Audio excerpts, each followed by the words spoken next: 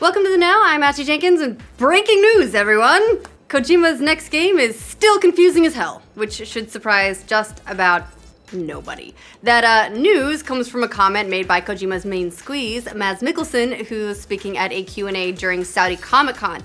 In addition to talking about how great his visit was to Kojima Productions, Mikkelsen reported to fans that the game's plot was just a bit hard to follow, saying, "He was trying to tell me the whole plot of the game, and it's so elaborate that, I got lost, but I really wanted to learn more."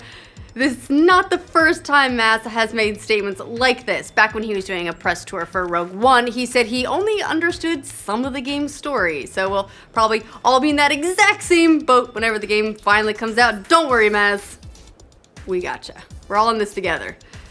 Yesterday, Mass Effect Andromeda made headlines because one of its producers called it softcore space porn and sold a ton more copies thanks to the game's ESRB rating featuring mention of full nudity. But now, well, BioWare is walking those comments back just a little bit. General Manager Aaron Flynn has now said that his initial quote calling the game space porn was actually sarcastic. Damn it! And not meant to be taken seriously. Flynn wrote on Twitter, "Sorry I gave the wrong impression. We have strong characters, great gameplay, romances, and more, all dealing with mature themes." Oh, come on, so does porn. Your first quote was way better, so maybe the game isn't quite as steamy as we first thought. We may not be seeing alien donks flying all over the place, but hey, it still sounds like we maybe get to see a little bit of them, hopefully, please. Nintendo held their Nindy stream today, a showcase of indie games coming to the Switch, and what a showcase it was, because Nintendo showed off a lot of titles, including Yooka-Laylee, Overcooked, Rhyme, a new Blaster Master titled Blaster Master Zero, Goner, Enter the Gungeon, Thumper, ToeJam and Earl, Escapists 2, Towerfall Ascension, Jackbox, Kingdom 2 Crowns, and Stardew Valley. Interestingly enough, Switch will be the first console to get Stardew Valley's multiplayer and the co-op and stuff. The company also emphasized that any of these indie games with multiplayer will also be playable locally with other Switch consoles as well as online. In all, Nintendo claims more than 60 indie games are coming out for the system by the end of 2017, and yes, a lot of them are already out on other platforms, but think how convenient they'll be on the go.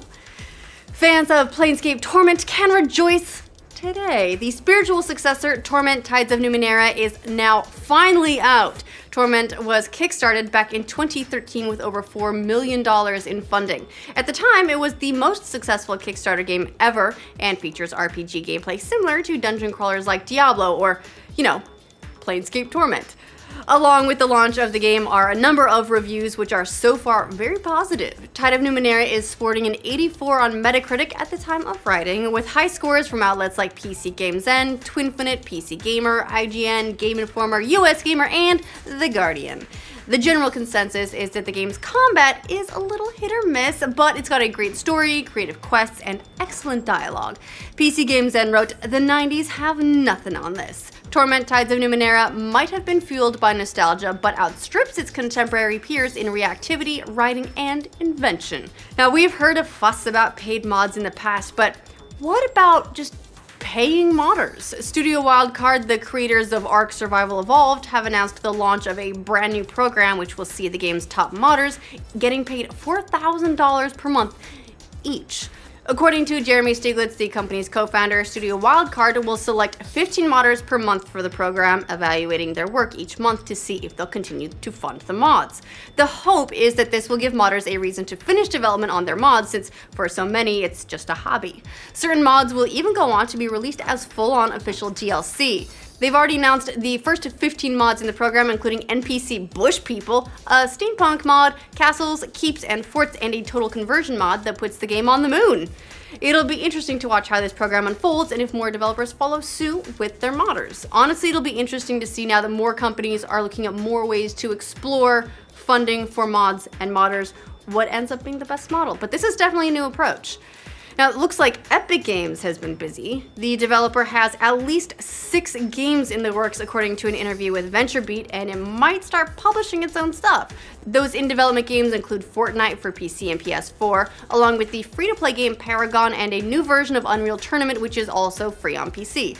They're also working on a mobile and PC game called Spyjinx, as well as a VR game funded by Oculus called Robo Recall. And finally, Epic just announced a tactical RPG called Battlebreak, Striker for mobile and PC. Epic CEO Tim Sweeney also said the studio wants to get back into the publishing business. He said, "We are determined to go back to our roots and go directly to users without publisher relationships. It's so much better to operate a game live and change it in response to consumer feedback." Everyone knows the iconic Mario Brothers theme music. It's a legendary piece of game history, but did you know that the game has actual lyrics? Yes, they actually date back to 1985 when fans submitted potential lyrics to a Japanese radio station. They were later given the seal of approval by Nintendo, and everyone knows how important the seal of approval was. And a recorded version of the song was released on vinyl. There's a recording of the Japanese version from a 2003 concert in Tokyo that's on YouTube, and thanks to Destructoid, there's a sample of some of the English lyrics. "Today, full of energy, Mario is still running. Go save Princess Peach, go." Wait, what does this sound like when you sing it? "Today, full of energy, Mario is still running. Go save you know what, I'm losing the tune now, but like, that's ridiculous. Anyway, keep going, Mario. The lyrics basically follow the melody of the music, and the song is called Go Go Mario. Looks like some space tourists will be headed to the moon next year. Yeah, actually moon tourists. This is happening. SpaceX, the rocket company that's led by Elon Musk, said it's going to send a couple of people on a trip around the moon before the end of 2018. Musk said 2 private individuals approached the company to see if SpaceX would take them on the flight, which would fly past the surface of the moon and continue until gravity turned the spacecraft around and brought it back to Earth. Musk said the trip would basically do a long loop around the moon. In all, the trip would take about a week, and if it happens, the passengers will be the first people to go that far into space in more than 4 decades. Musk didn't say how much the travelers, who he didn't identify, will be paying for the ride. They wouldn't be the first space tourists, though. 7 people have paid tens of millions of dollars to fly on Russian rockets to visit the International Space Station, which is about 200 miles above the Earth's surface. But this would be a lot longer of a trip, considering the moon is about 250,000 miles away. So if just going to the ISS was costing tens of millions, we'll just leave it to your imagination. Now, it turns out people watch a lot of videos on YouTube. I know, who would have guessed, right? We depend on you doing that. The video platform said recently that people worldwide are watching 1 billion hours of content every day. That's 10 times more than people were watching in 2012. That's a huge amount of growth over the last few years. Christos Goodrow, Vice President of Engineering at YouTube, said the milestone represents the enjoyment of the fantastically diverse videos that creative people make every single day. So, how much is a billion hours? I mean, that's a big number, but how much is it in context? Well, Goodrow said if you were to sit and watch 1 billion hours of YouTube, it would take you over 100,000 years. So, yeah, kind of a long time. And people are uploading a ton of content to YouTube as well. 400 hours of video every single minute, or 65 years of video a day. Wow, billion hours of content. That's like almost as many episodes as Doctor Who. Speaking of videos, CNET is pretty well known for posting good ones, but a recent video kind of backfired on them. The electronics site posted a video recently about Nintendo Switch's kickstand, allegedly showing how bad it was, but the video seemed to go out of its way to criticize the kickstand, with CNET's Sean Hollister trying to knock his Switch over and sometimes failing, and at other times using enough force to knock anything over, whether or not it had a kickstand. At any rate, people hated it, with the YouTube video getting a 98% dislike ratio on YouTube. That's a lot of dislike ratio. Hollister even posted an apology saying, "My intention was to try to reenact real problems I had, but I see now that the video comes across as forced or cheeky, like a bad 90s infomercial."